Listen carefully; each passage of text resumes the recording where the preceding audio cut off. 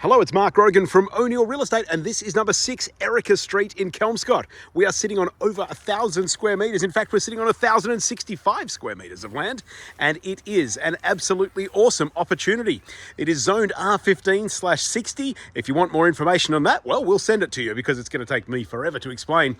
Well, you know what? I can do it. We're having a look at the house, so I'll talk about that while I talk about this. So R15/60, basically those dual codings where you've got one number and then another larger number.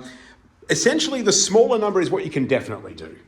The larger number is what you can apply to do through the council and then the West Australian Planning Commission. So in this situation, if it was R60, well, the R60 coding, it's a little actually too small to be able to do R60. So what they would look at then is R40, which means that you can do a minimum lot size of 180 square metres.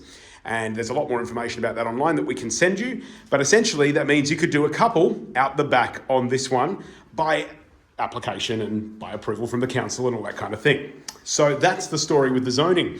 Now, the house itself, I actually think it's a retain and build. It's definitely too good to knock down. That's your call. You can do what you want. But I reckon this house is pretty reasonable. It has probably not been painted, I think, I'm going to say early 90s. It's been a long time. The timber there is where there was the old gas heater, or the oil heater rather, that sat outside with the box, and then the front panel there is now removed, so they've just got that timber covering it up. It's a double brick and tile construction, so double brick walls, tile roof. There's a split system air conditioner in this part of the home. That leads through to the kitchen. It was the 70s, that's what they did. A little bit of bench space, hot plate. What were they cooking in the 70s? It was really very rarely anything other than, I reckon, lamb chops. I think that was pretty big in Australia at that point.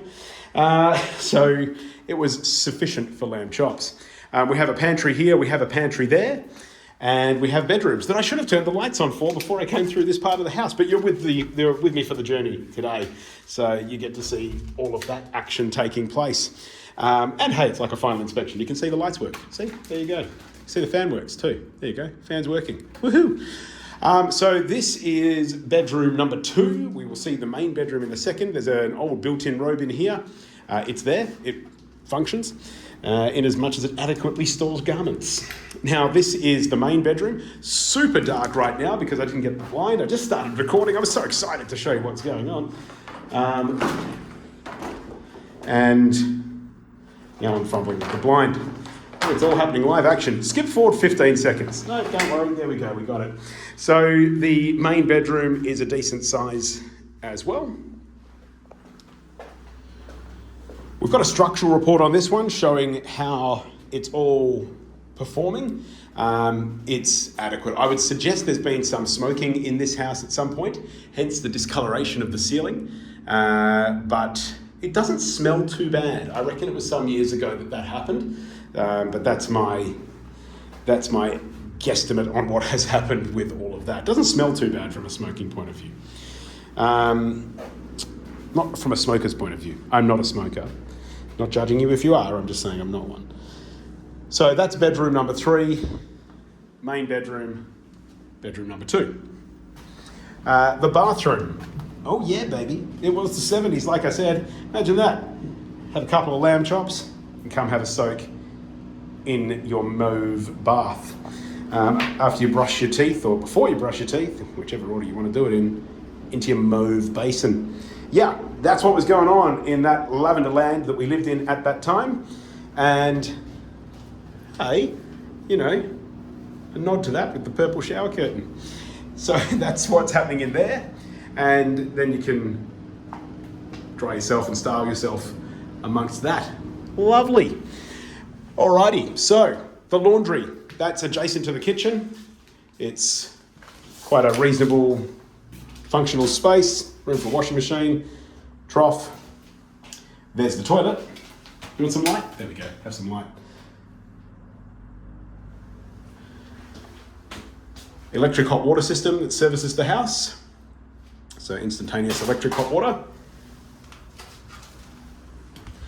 And this section out here that was used to store a couple of dogs.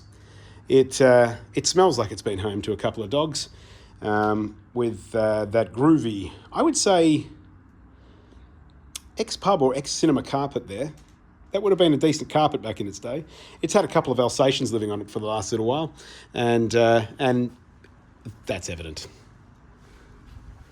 Now, this leaky old what do you call it? Not a carport, patio, is enclosed.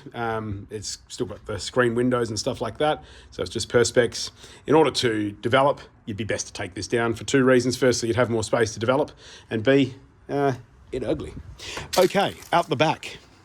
Perfectly fine if you're living in a house. I mean, like it's reasonably dry storage. There's not like big puddles on the ground or anything, but it is a patio. It's an outdoor space.